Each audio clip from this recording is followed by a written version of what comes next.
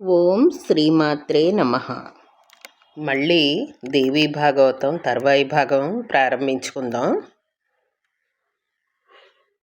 సూతుడు చెప్పింది ఈ ఈ వ్యాస నారద సంభాషణని.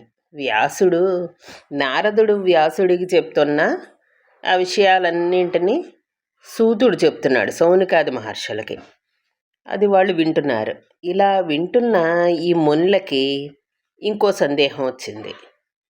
ఏంటంటే, సర్వకారణకారణుడైన జగన్నాథుడైన విష్ణుమూర్తికి ఆయన తల తెగిపడిపోవడం ఏంటి, ఆయన శిరస్సు తెగిపడిపోవడం ఏంటి, గుర్రంతాలను తెచ్చి పెట్టడం ఏంటి, గుర్రంతాలను తెచ్చి ఆయనకి అతకడం ఏంటి, ఆయన హైగ్రీవుడు అవడం ఏంటి, ఇదంతా చాలా విడ్డూరంగా ఉంది. దాన్ని వివరంగా చెప్పండి, అదేంటో ఆ విషయం ఏంటో కాస్త వివరంగా చెప్పండి అని చెప్పి ప్రార్థించారు ఈ మునులు సూతుడిని. చెప్పమనేసరికి అప్పుడు సూతుడు చెప్పడం ప్రారంభించాడు. ఇప్పుడు మనం వినబోయేది హయగ్రీవ వృత్తాంతం. హయగ్రీవుడి కింద విష్ణుమూర్తి హయగ్రీవుడని ఎందుకు ఆయనకి ఆ పేరు వచ్చింది, విష్ణుమూర్తికి ఒక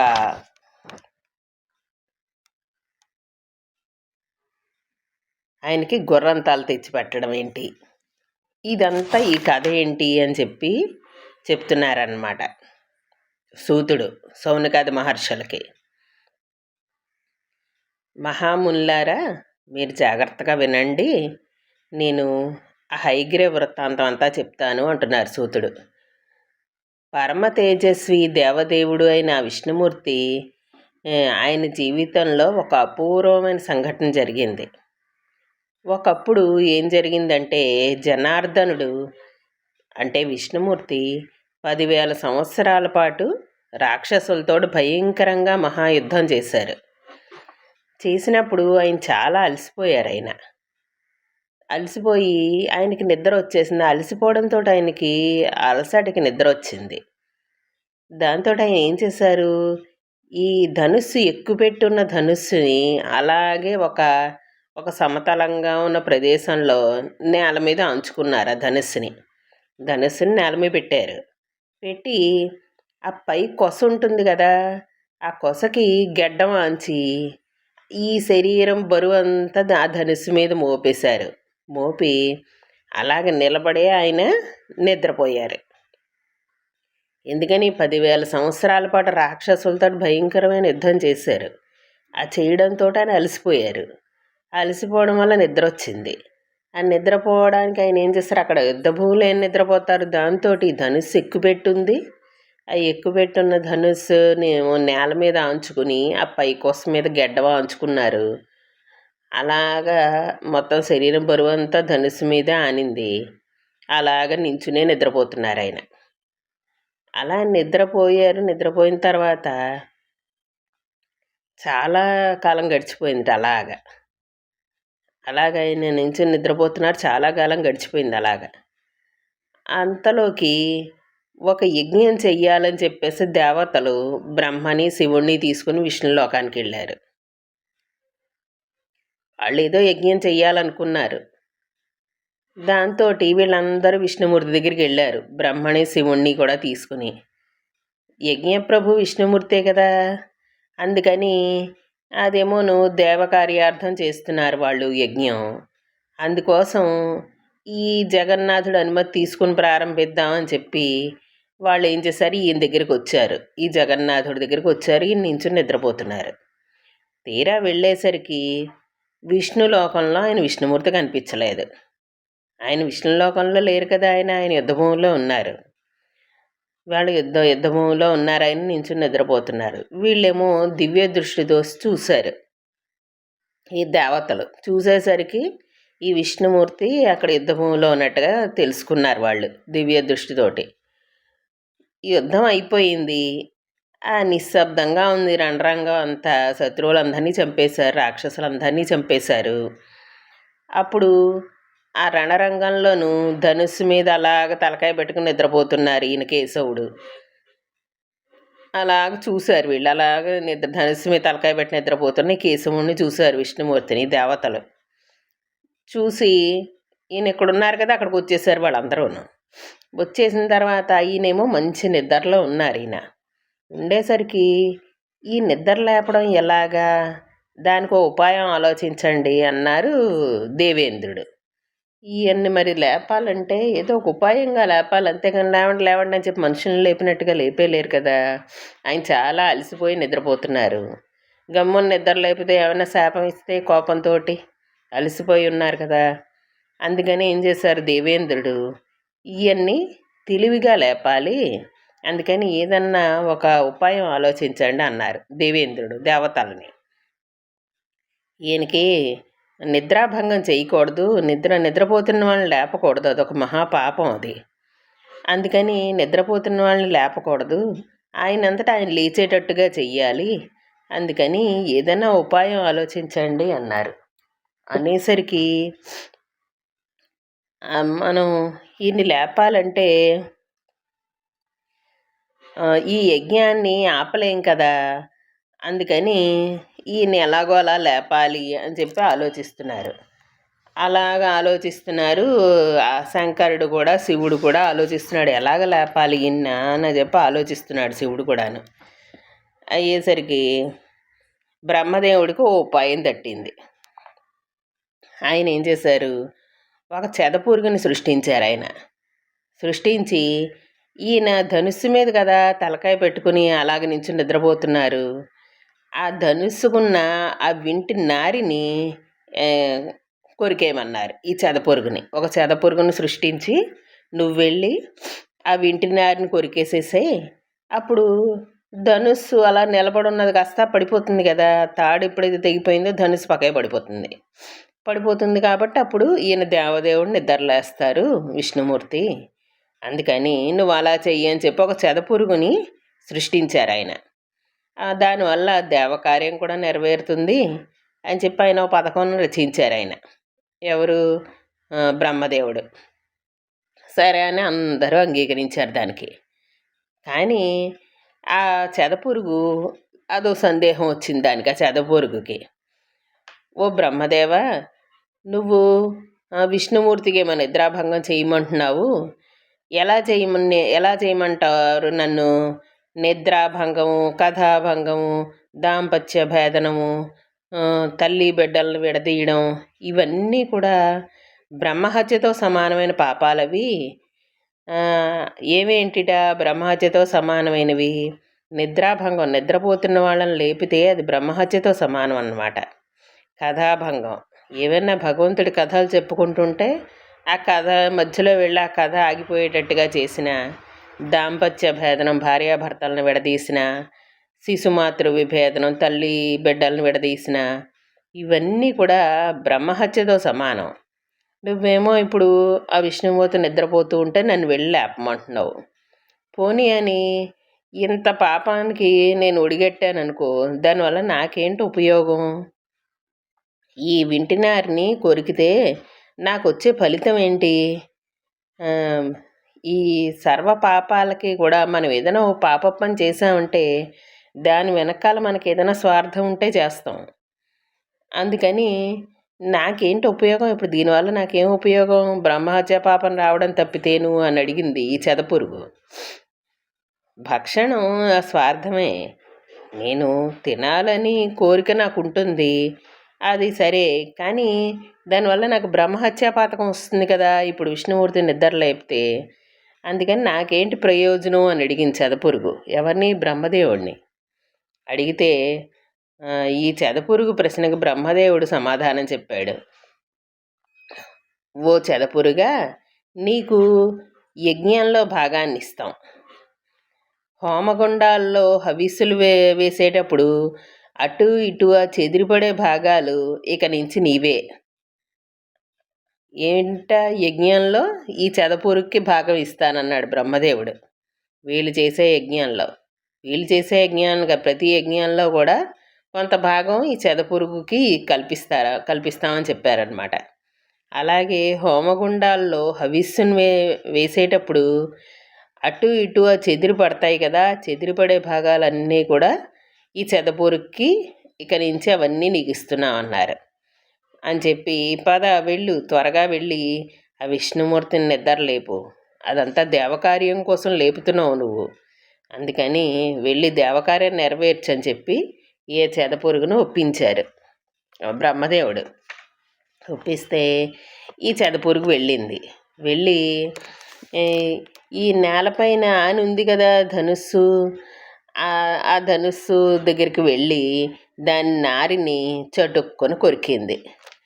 కొరికేసరికి ఒక్క పెట్టున ఏమైంది, ధనుస్సు కాస్త ఎగిరిపడింది. దాన్ని లాగి కడతారు కదా తాడు, ఆ నారి ధనుస్సుని అది ఒక నిలువుగా ఉన్న ఒక కర్రని దాన్ని గట్టిగా ఈ నారితోటి లాగి కట్టేసరికి అది వంకరగా అవుతుంది. ఎప్పుడైతే ఈ నారిని కొరికిందో అది కాస్త స్ట్రైట్గా అయిపోతుంది కదా ఆ కర్ర లాంటిది, అలాగా కర్రలా ఉన్నది అది కాస్త ఈ వింటి నారి ఎప్పుడైతే కొరికిందో ఈ చెదపురుగు, అంతే అది కాస్త స్ట్రైట్గా అయిపోయింది, ఎగిరిపడ్డట్టు అయిపోయింది. అది పైకి ఎగిరిపడింది. పడి అది విష్ణుమూర్తి ధనుస్సు కదా, మామూలు ధనుస్సు కాదు కదా, విష్ణుమూర్తి ధనుస్సు. అందుకని భీకరమైన శబ్దం నభోంతరాళాలన్నీ కూడా ప్రతిధ్వనించింది. భయంకరమైన శబ్దం వచ్చింది ఆ నారి కొరకనగానే. దేవతలందరూ కూడా చాలా భయపడిపోయారు. బ్రహ్మాండం అంతా కూడా సంక్షోభించేసింది. భూమి ఏమో కంపించింది. సముద్రాలన్నీ కూడా గూర్నిళ్ళాయి. అన్నింటికి కూడా అన్ని జంతుజాలాలకి కూడా వణుకు పుట్టేసింది వాటి ఒంట్లో ఆ శబ్దానికి. పర్వతాలన్నీ కూడా కదిలిపోయాయిట. అమంగళ సూచకంగాను ఉల్కాపాతాలు మహోత్పాతాలు అన్నీ జరిగాయి. హఠాత్తుగా సూర్యుడు కూడా అస్తమించేశాడు. చీకటి, లోకం అంతా చీకటైపోయింది. ఏం జరుగుతుందో ఏంటో అర్థం కాలేదు. అర్థం కాక ఈ దేవతలంతా కూడా కంగారు పడిపోతున్నారు. వాళ్ళు కంగారు పడుతూ ఉంటే అప్పుడు ఓ తాపసులారా, ధనుస్సు పైకొస కాంచున్న ఈ విష్ణుమూర్తి శిరస్సు, కొండల మండితమైన శిరస్సు, తల మీద కిరీటంతో ఉన్నారు కదా ఆయన విష్ణుమూర్తి, ఆ కొండల మండితమైన ఆయన శిరస్సు అంతే త్రుటిలో తెగిపోయి ఎటో ఎగిరిపోయి ఎక్కడో పడిపోయింది. విష్ణుమూర్తి శిరస్సు కాస్త ఆ వింటి నారి కొరకనగానే ఆయన తల కాస్త అది పైకి స్పీడ్గా పైకి లేచింది కదా, ఆ లేచి ఏం చేసింది, విష్ణుమూర్తి యొక్క శిరస్సుని కట్ చేసేసేసరికి ఆయన శిరస్సు కన్ను మూసి తెరిచేటంత కాలంలో త్రుటిలో తెగిపోయింది. తెగిపోయి ఎటో ఎగిరిపోయి ఎక్కడికో వెళ్ళిపోయి పడిపోయింది ఆయన తలకాయ. పడిపోయేసరికి కొంచెం సేపు అయిన తర్వాత మళ్ళీ చీకటి పోయింది, వెలుతురు వచ్చింది. ఏ బీభత్సం అంతా కూడా మళ్ళీ శాంతించి మళ్ళీ మామూలు పరిస్థితికి వచ్చింది.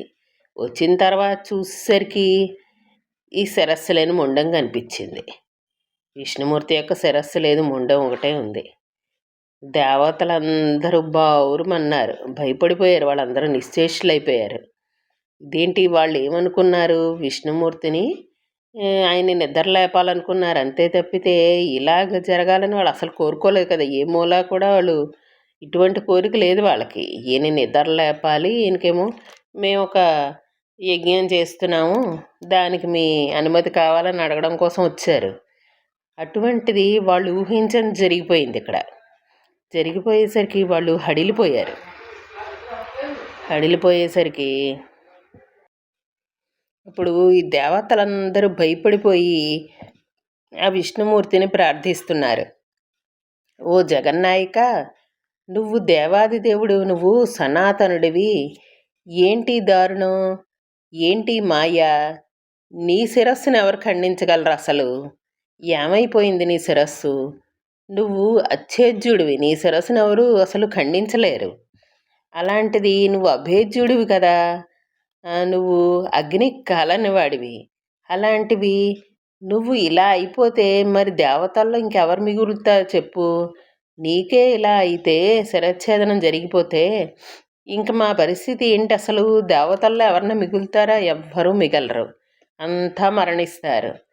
మీ పట్ల మాకు ఎంతో ప్రేమ, గౌరవం, ఆదరం అన్నీ ఉన్నాయి.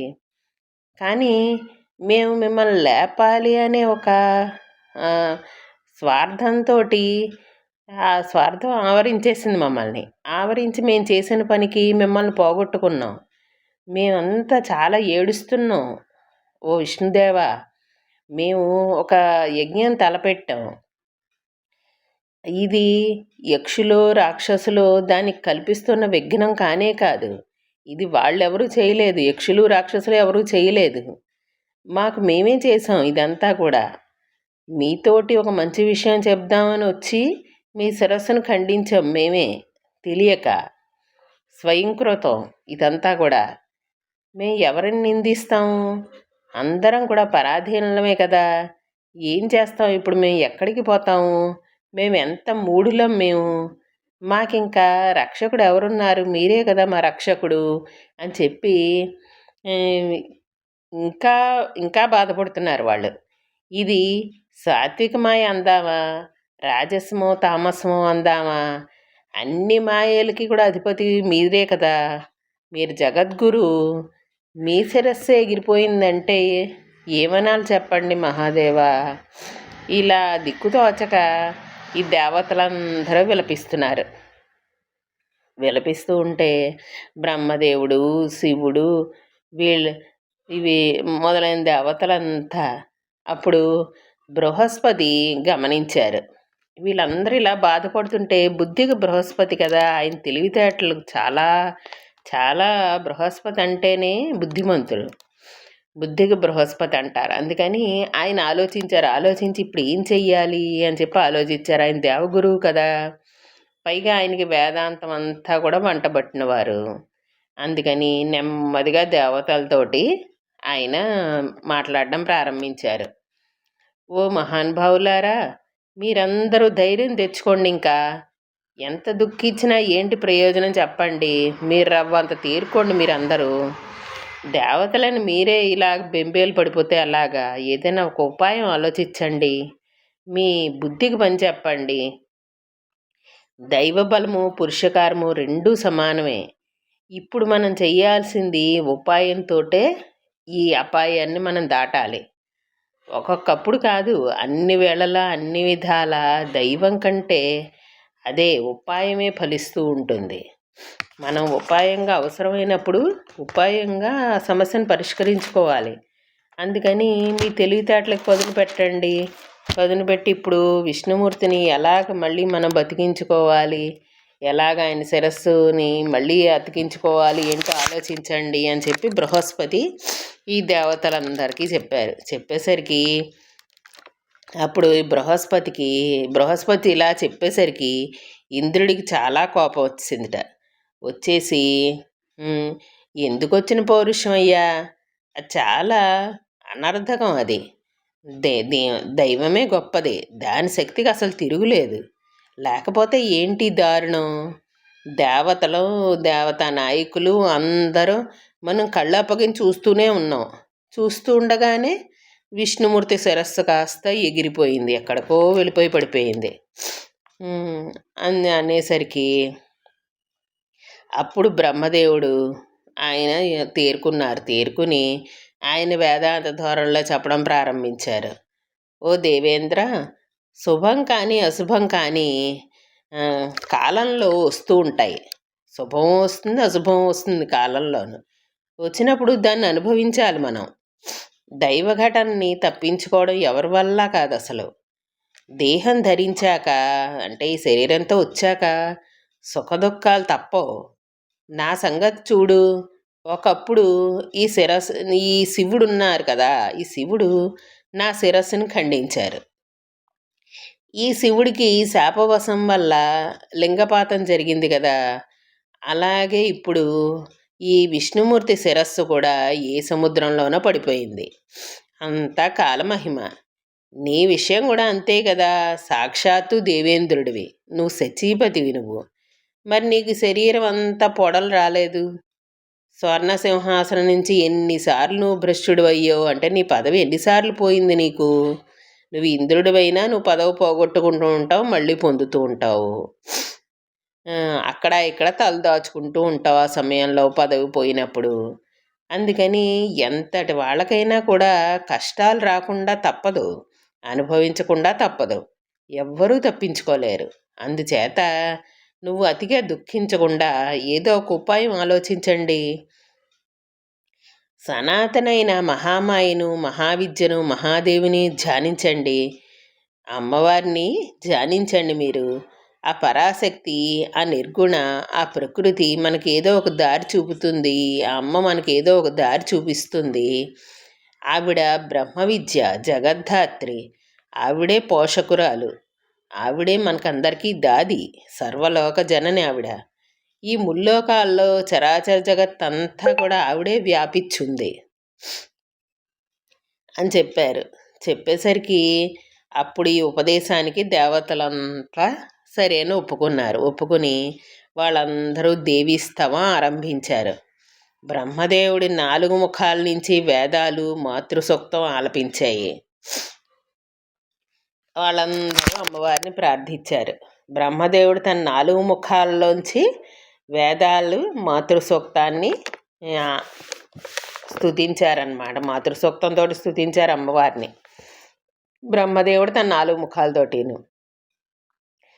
ఓ దేవి మహామాయ నమో నమః.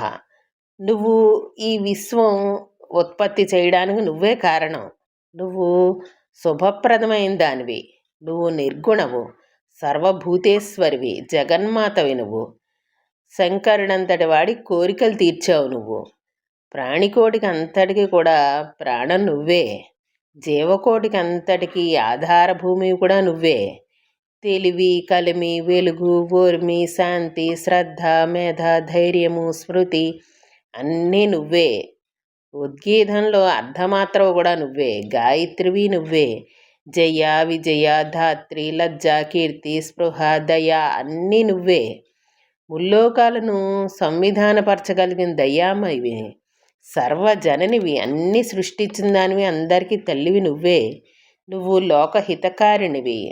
లోకానికి మంచి జరగాలని కోరుకుంటావు నువ్వు. ఎందుకంటే లోకమాతవు కదా నువ్వు, అందరికీ తల్లివి నువ్వు. అందుకని లోకానికి మంచి జరగాలని కోరుకునేదానివి నువ్వు. వరేణ్యవు, వాగ్బీజవు, భవబంధ వినాశినివి. నమోస్తు దేవి నమో నమః.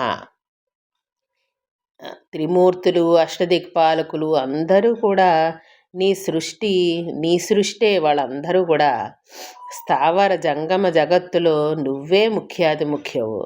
సకల భువనాలను తయారు చెయ్యాలని నీకు అనిపించినప్పుడు నువ్వు త్రిమూర్తులను సృష్టిస్తూ ఉంటావు.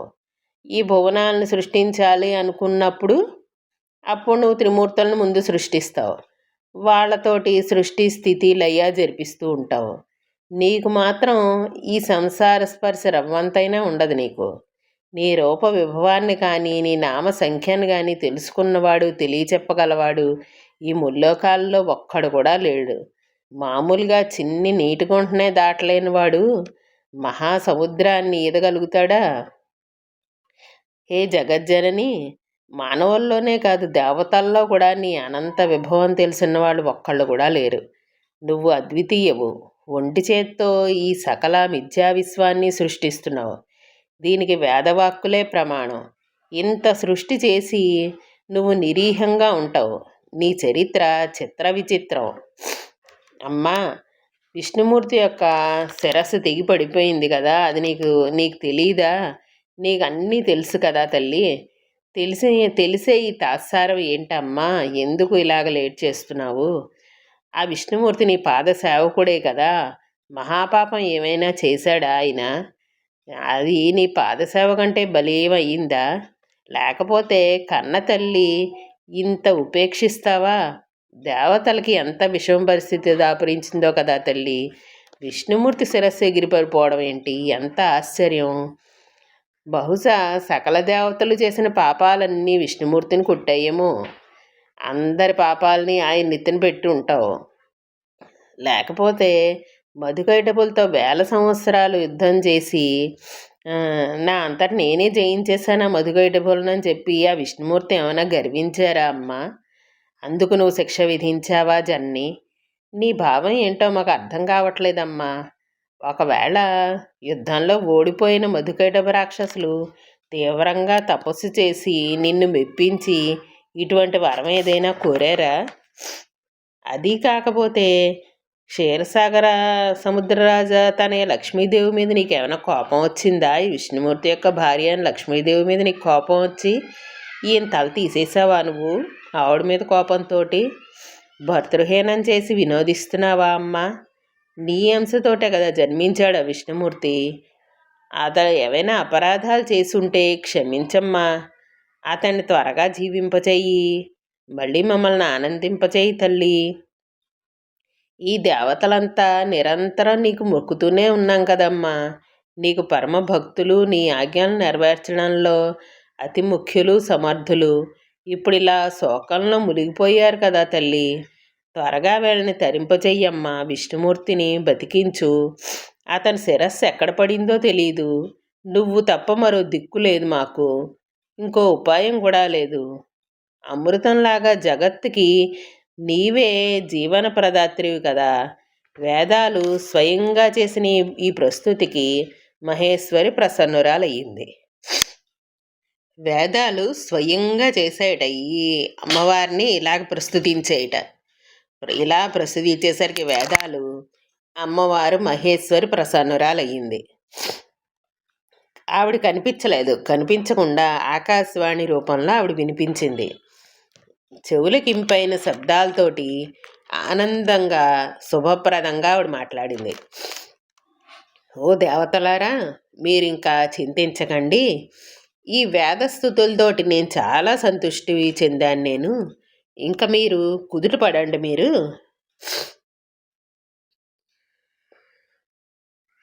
మీరు కుదుట పడండి. ఈ స్థుతిని ఇటుపైన ఎవ్వరు చేసినా, చదివినా, విన్నా వాళ్ళ కోరికలన్నీ కూడా తీరతాయి. ఇప్పుడు నేను ఇప్పటిదాకా చదివాను కదా ఆ స్థుతిని ఎవరు చదివినా, విన్నా కూడా వాళ్ళ కోరికలన్నీ తీరతాయని చెప్పి అమ్మవారు చెప్తున్నారు. వేదాలు చేసే స్తోత్రం అంటే ఒకసారి వేదాలు చేసే స్తోత్రం అంటే వేదతుల్యమే కదా. సరే, విష్ణుమూర్తి శిరస్సు అలా అయిపోవడానికి ఒక కారణం ఉంది. ఈ ప్రపంచంలో అకారణంగా ఏ పని కూడా జరగదు. అంటే ఈ ప్రపంచంలో ఏదైనా ఒక పని జరిగింది అంటే దానికి ఒక కారణం ఉంటుంది వెనకాల.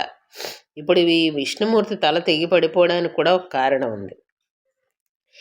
దానికి కారణం ఏంటంటే ఈ విష్ణుమూర్తి ఒక రోజున తన ప్రియమైన భార్య లక్ష్మీదేవి సుందరవదనాన్ని చూసి అదోలాగా నవ్వారు.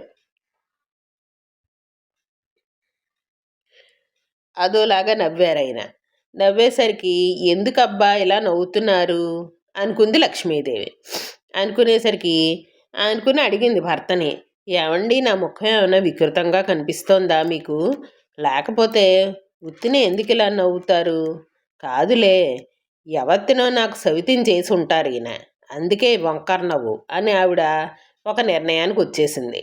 ఈయన ఎవరినో నాకు సవితిని తీసుకొచ్చారు, అందుకే ఇలా వంకరనో నవ్వుతున్నారు నన్ను చూసి అని చెప్పి ఆ లక్ష్మీదేవి అనుకుంది. ఆవిడే ఒక నిర్ణయానికి వచ్చింది. అలాగా ఆవిడకు మనసులో కోపంతో భగ్గుమంది. తామసిక శక్తి ఆవిడలోకి ప్రవేశించింది. ఇది ఎందుకు వచ్చింది ఆవిడలోకి తామసిక శక్తి? భవిష్యత్తులో దేవకార్యం కోసమే వచ్చింది.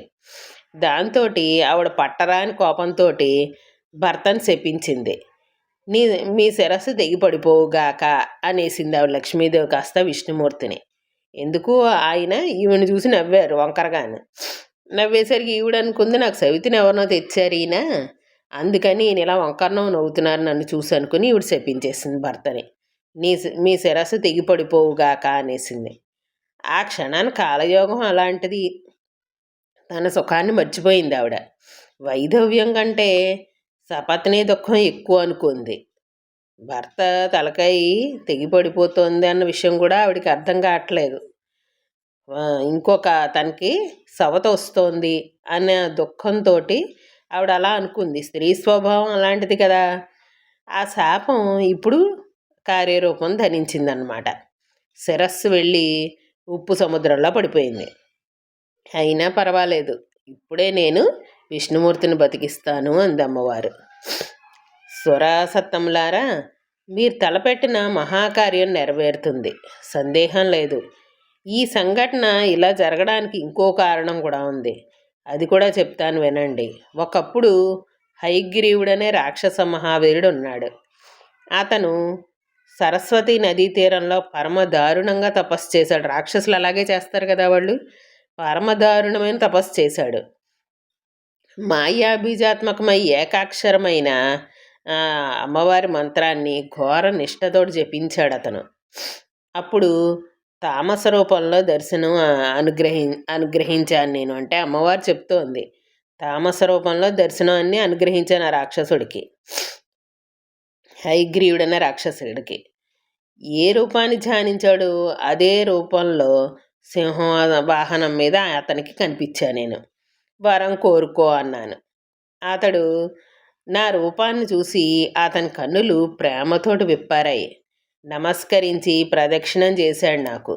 ఆనంద భాష్పాలతోటి అద్భుతంగా స్తుతించాడు నన్ను. మిగిలిన కథ రేపు చెప్పుకుందాము.